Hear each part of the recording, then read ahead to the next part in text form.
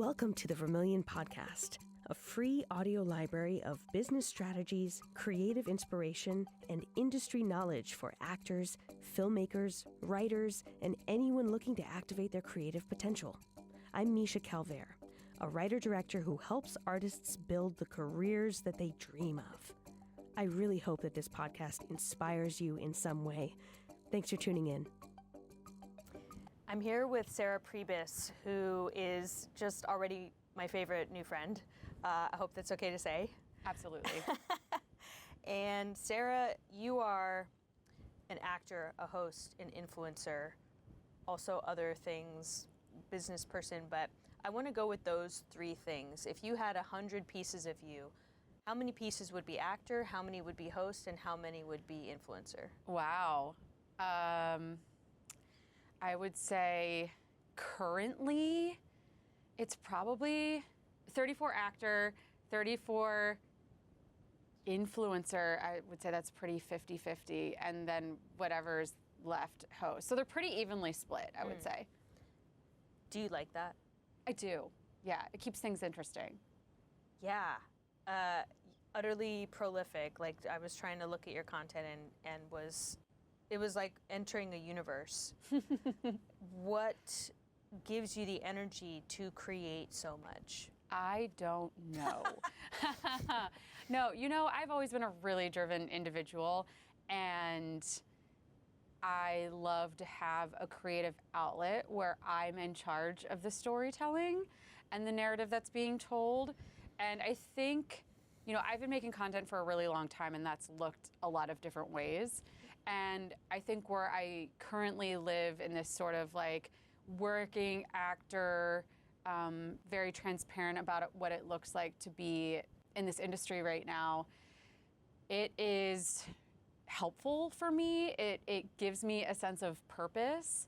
And I feel useful in some way. So I think because of those things, I'm energized to create and continue to tell my story. And because it goes hand in hand with what it is that I'm doing on a regular basis, it all just works really well together. So it's not as much of a lift as it has been in the past, where I was really going out of my way to make comedy sketches or things that, didn't blend so well.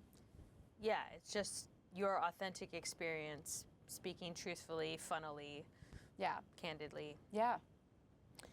If you had to summarize maybe some of the topics that you are often touching on, I know mental health is big for you, but will you tell me what if someone's trying to look at your social media content and be like, what is she about? What would you say? I would say I share on what it looks like to be a performer trying to build a life in New York City. And so that includes everything from the jobs themselves and what it takes to get those jobs, what it looks like being on set, to financial stuff, right? So how much money you make from these types of jobs, how much money it takes to support yourself in New York City and how you budget.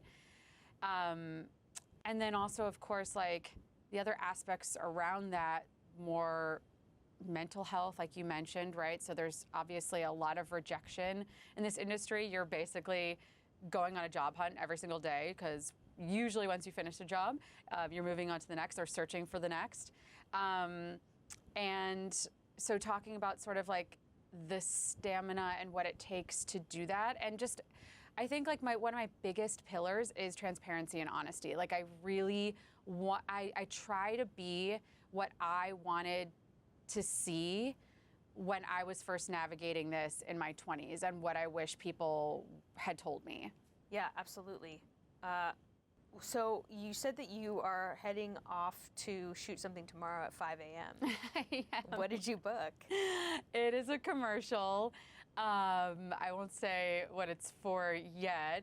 But yeah, I'm actually driving to Connecticut, and I don't drive often. I mean, right? We live in New York City. There's really no reason to. I do not have a car, so I'm renting a car for this. Wow. Yeah. Big. And we're gonna see how that goes. I'm a morning person, so I feel that I'm leaving early enough that I will avoid most traffic, and I'm trying to stay in my. I'm just taking highways, like I'm not even venturing into Manhattan. So I'm trying to keep it safe for myself. But so yeah, it'll be fun. It was a really fun audition process because this I will eventually be sharing.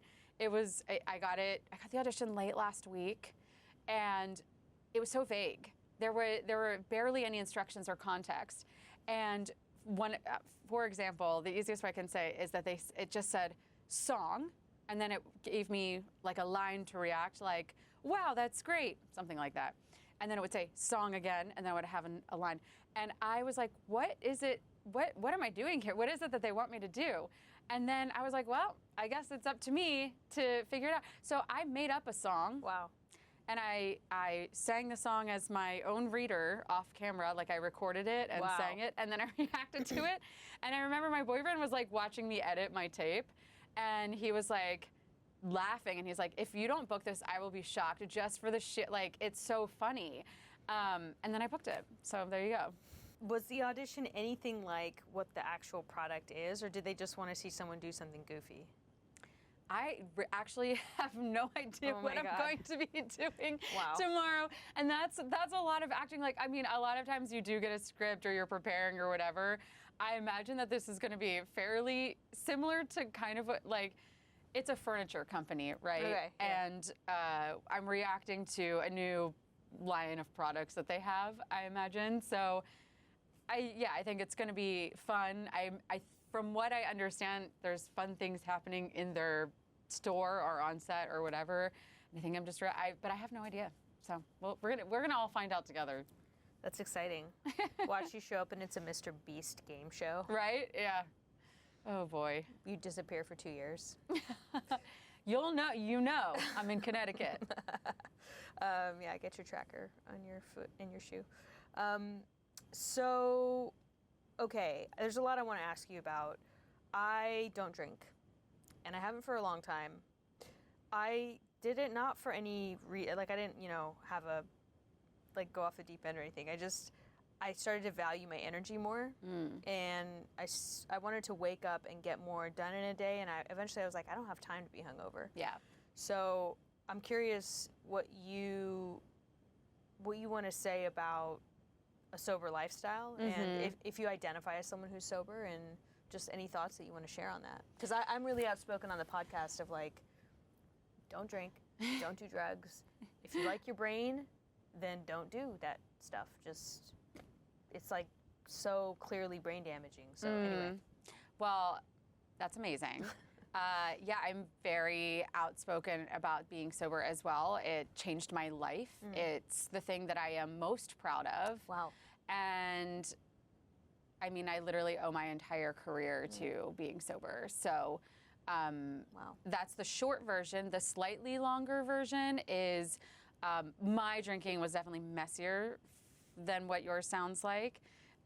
Although I will also say, I was very good at making it look like I had everything together. So friends and family, like when I said I had a problem and I needed to stop, were pretty surprised. Wow.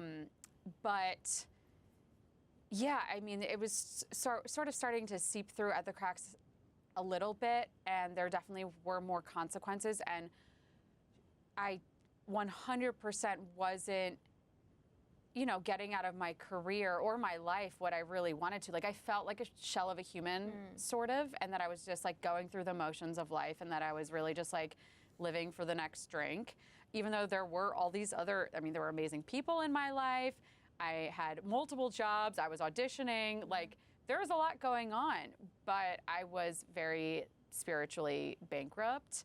And when I finally did quit drinking, yeah, I mean, a whole world opened up to me, and look, I think there are people in my life who have a normal relationship with alcohol, and that works for them. So I won't ever tell anybody what to do, but I can offer like my own experience and just say that, like, if you're questioning it or like you think maybe it's holding you back from something, it probably is. And you also don't need alcohol to live the rest of your life. Like I definitely, it was a hard thing for my brain to grasp that like I could get married without alcohol. I could celebrate without, like, all these milestones, right? Like socialize, go to an airport and fly, like all these things that you associate. And I don't know when like the desire, the craving or whatever like disappeared, but at some point it did. And I do not think about it now. I do not miss it. I'm so happy to like have this life that I have now. Wow. That's really, really cool, and congratulations. Thanks. Yeah, it's nice that you got enough critical mass that it just took on its own momentum. Yeah. You didn't have to try. I mean, I do try. I try. Again, it's not something I think about anymore, but that is also because I do a lot of work on myself to make sure that that stays that way. Yep. And I will also say that like relapse is a part of my story. So like, there's nothing wrong with that. I don't encourage it. It definitely was not fun. And like, you're not guaranteed to get sober again. Yeah. So I'm lucky that I'm back here. I will have 6 years this year. Wow, cool. But yeah, look, you can always start again. I mean, that goes for anything in life, right? You can always decide to start again. Yes, and you're making me realize I may have a problem with work. Oh, I definitely have a problem with work. You know, you're in real time. I'm realizing my workaholism maybe isn't like a joke. Like, am I living for the next deadline? Yes, I am. And what happened to enjoying my coffee in the morning? What happened to enjoying the person I'm talking to? Yeah, I get that so much. I think that will be also lifelong work for me. And I also think, I don't know, for me, right, I put down the drink or I put down whatever, and it's like a game of whack-a-mole, and I will pick up something else. And there are certainly healthier things to pick up, right? The gym or work or whatever, right? But at the same time, like if I'm looking for a solution to fix me and grabbing, like, okay, and I think it's so easy to do with for me with acting stuff, because it's like a booking is like a hit. It's like that validation that I need. So I get it. And I think last year was my biggest year career-wise. And I really struggled all year. I was kind of going in and out of finding that work-life balance. And sometimes I had to pull it all the way. Like I had to hit a period of burnout, like that gift of desperation, to be willing to do something differently. Like it had to be painful enough for me to be like, okay, well, this isn't working and I'm not having fun anymore. Yeah. Tell me about the year that just concluded. So you said it was a big year. Can you fill us in? What does that mean? Yeah, so I shot, I think, 4 or 5 movies. I had had some come out. So I had my first lead role in a movie. Oh, wow. That was like a magical experience. And so I shot it last year, and then it also came out last year. Whoa, that's it's a very quick turnaround. Unusual. It is unusual. And yeah, I filmed at least 3 other movies, maybe 4. And then I had another movie come out called Just Breathe with Sean Ashmore. And then I also did a little stint on a Tyler Perry show on Netflix. And yeah, career-wise, again, I just was where I worked, I booked, did a ton of commercials. I started working with a new social media team, who I really love, and we, worked on some cool stuff together where we were producing sort of these like vertical series. So yeah, and just all in all, it was a really big year. It was also an emotionally difficult year. My partner, who I've been with for 12 years, his mom passed like the December leading into that year. So there was a lot of that of grief starting the year. So it was just interesting finding ways to, show up for myself, show up for him, feel all of these feelings and process, and also like navigate work. My cat got sick this year. So we've been dealing with health concerns for her. So just was like, yeah, it's, even though things, and this is what I really do try to show on my channels as well, right? Like, I don't want to just show the highlight reel. I want to show that even if you're seeing that someone has all of these cool things going on, like they're probably navigating other stuff in their life as well. Yeah. I want to talk about a movie that you did that probably no one asked you about, called Cicada. Oh. Because my friend Matt Pfeiffer made that movie. No way. Yeah, and I wondered what your role was in it. So my role got cut. Matt. I know. Bad boy. But no, I love Matt. And that was a very cool project because I met Matt Rogers and Bowen Yang filming that. Nice. And our entire scene got cut that we did together. He cut Bowen Yang out of his damn movie. So, because I remember I was following up on footage. I was trying to get that footage. I don't remember how long ago. And he had to tell me that because I was like, oh, Bowen's making it. Bowen's a big name now. It'll look so cool to have Bowen in my footage. Like, I'll be able to get a better agent or whatever. And then he was like, yes. So that we had to cut that and like reshoot that part. And I mean, that's being an actor though. So I actually worked with Matt, gosh, so long ago, at least a decade ago. On another little project that he filmed, and I'm blanking on the name right now. That's how we met. I think maybe I like submitted on some random casting. We shot that, and then, you know, he made this film, this feature, and he reached out, I don't know, it was like a day or two before he actually needed us. And if I've learned anything, it's like, if you can say yes to something, say yes. Because you don't know who you're gonna meet. You don't know, you just don't know. I always try to stay open to just new relationships and I don't know, whatever the future might hold. And so I wasn't doing anything, or I was able to make it. And then I met Matt and Bowen were literally auditioning for SNL. Whoa. When we were shooting this. It was just a one-day shoot. And I remember they were telling me about that, which again, it was, so I went just to like hear that. That was so cool to me. And then Bowen ended up booking it. Matt did not. Matt's gone on to have his own career.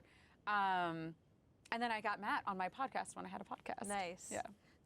Did you get the footage from Cicada? No, I didn't. You still haven't gotten it? No. Matt, if you're listening, that is not very nice. Get her the scene with Bowen Yang, for God's sake. Or maybe he did show it to me and it just like wasn't usable. Like it might have been like. That's fine. Yeah, it might have been just, and that's why they didn't use it. Yeah. So don't hold me to it. It was a while ago. So he may have like shown it to me and then I was like, oh yeah, no, I see why you didn't use this. Yeah, I've been there as a director as well, because I write and direct my own work almost exclusively. And I mean, it sucks, but sometimes, you know, the lighting or for whatever reason, it's like, that didn't go well. Yeah. But, okay, so what are the credits that people would probably associate with you if, you know, the low-hanging fruit, the big names? I saw The Purge on there.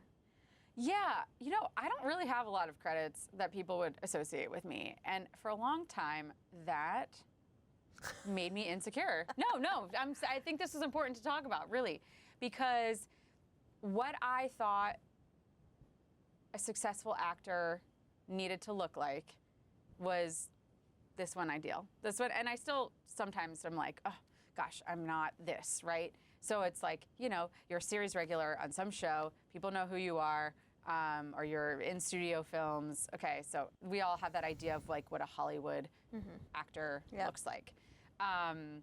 And I really have learned in the past couple of years that I am successful. Yeah. And I don't, but some people know who I am, but also this business is it's such a niche business where I was watching the Golden Globes and I realized, I was like, my mom would not know who 75% of these people are. Yeah. And these are wildly successful. Honestly, even I was learning about some of them. I've only I don't know everyone's work when they're still doing like smaller independent films, and they've been working, right? They've been doing incredible work, a lot of theater, some of them. And, here they are taking home massive awards. And so it reminded me, I'm like, if you've won a Golden Globe, I would say you're successful, but people don't know their names, and even some of their credits probably that they would list. So for a while, this brought me, I would say that question would make me feel insecure. And now I guess the easiest thing that, and again, it's niche, would be HQ Trivia, which is more of a hosting gig, but that was such a viral moment that if you played HQ Trivia, you've definitely played with me. And then I worked on a show called Dirty John, which people may or may not have seen, but I did a scene with Connie Britton in that. And aside from that, I did a show on the CW called 2-Sentence Horror Stories. But again, like all the stuff that I've done is kind of random. Yeah. So how do you define success? What is that metric? For me, it's that I'm working and I pay my bills solely by being a creative.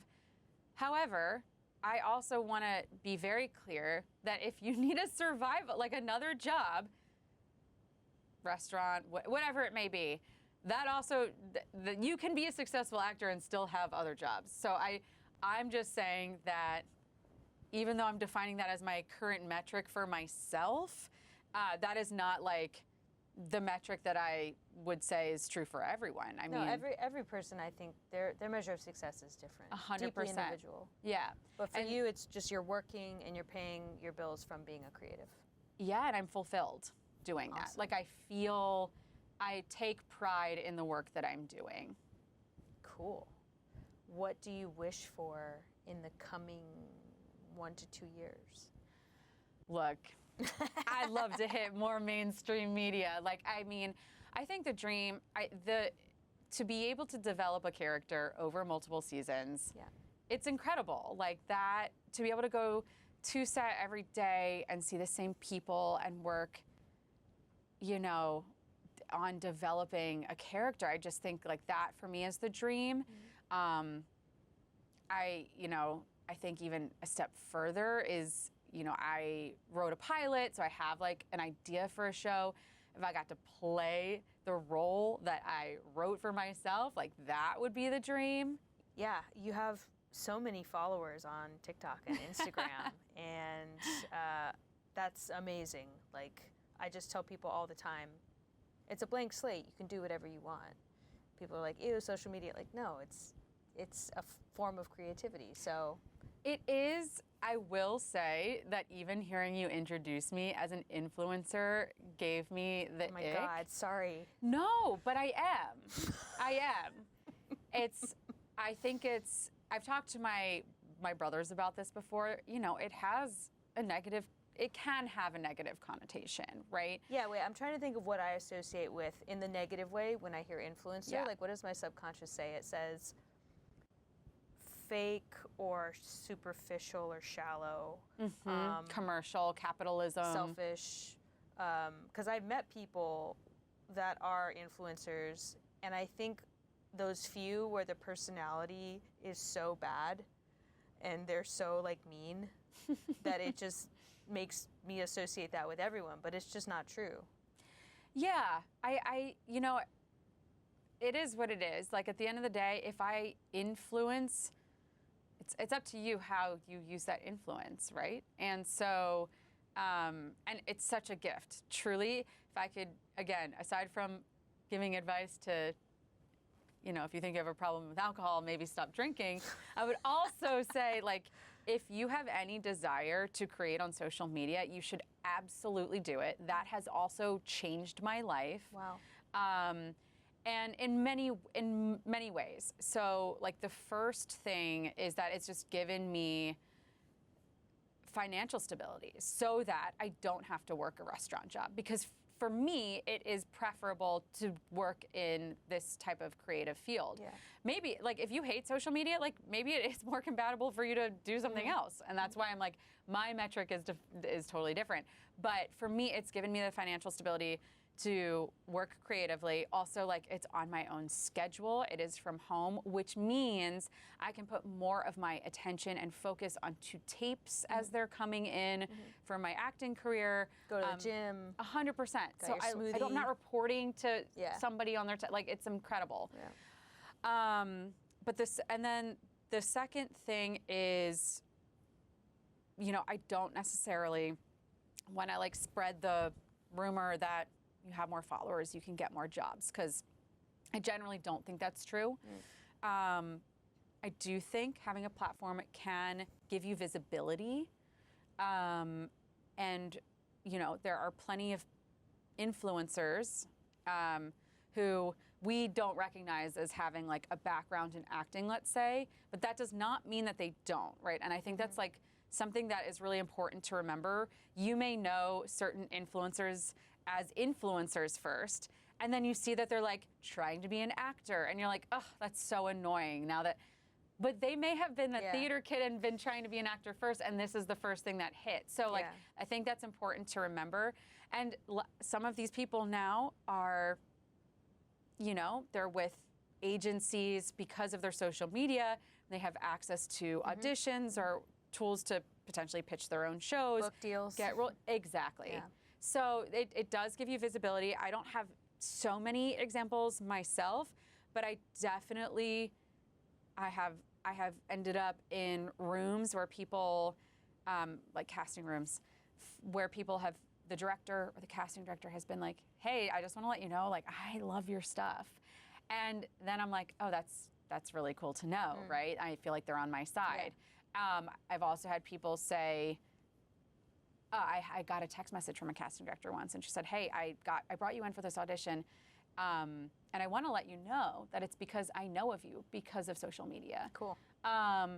So it can help. Yeah, and also I think it crystallizes the message that you bring to the world. I mean, you weren't here 5 minutes before you were literally influencing me with what you were talking about. And I think I'm kind of hard to influence at this age, but it was very inspiring to hear you speak. And I think it's such a great way to practice your brand and, in fact, your identity. Yeah. And just figuring out in front of an audience, who am I, what do I stand for, and what message do I want to share? How do I want to help people? Yeah.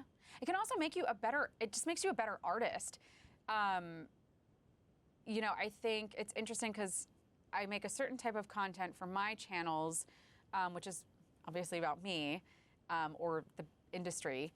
But then I do have clients that I'm creating content for them that has nothing to do with me, you know, bread companies, spice companies, whatever. And a lot of that is actually, I'm not even in the videos. I'm just filming them and storyboarding them. And that like helps me as a filmmaker, essentially. Totally. What are your profiles? How do we find you? Oh, it's my name. So at Sarah Pribis, across the board, Instagram, TikTok, YouTube. I'm trying to build up YouTube. SARAH. PRIBIS. Awesome. Well, definitely follow Sarah because I am, and her stuff is amazing. And I feel there's transmedia in the near future. I don't know if it's a book or a cookbook or a travel show or a Broadway show. I don't know, but you just have such a sparkle and vivacity to you that it's like minutes, seconds away. I really appreciate that. One of my other goals is definitely just, again, thinking in terms of like expansion, and that it, you know, the way that you share yourself with the world doesn't have to look like what you thought it was. I'd love to get back into the theater space. I have tossed around the idea of like a one-woman show in my head. Yeah. So I don't, and then I mean, I'd love to write a book. I have so many stories, most of which I've overshared to the internet, but would be super cool to do that too. Yeah, you have your built-in audience. Yeah. If you ever want to make something and have me direct it, I would be so happy to do that. Oh my gosh. Yeah, absolutely. Yeah. This has been such a nice conversation. Just got a job. Thank you, Sarah, for coming on. Such a pleasure to have you. Thank you for having me. Everyone follow Sarah right now. She's great. And we'll see you next week. Bye. Bye. The Vermilion podcast is sponsored by Vermilion, a home for artists. We offer classes, coaching, and community for creatives and innovators in the arts. If you're ready to find your voice and build the life of your dreams, we're here to support you every step of the way. Check out clubvermilion.com and schedule a free call today.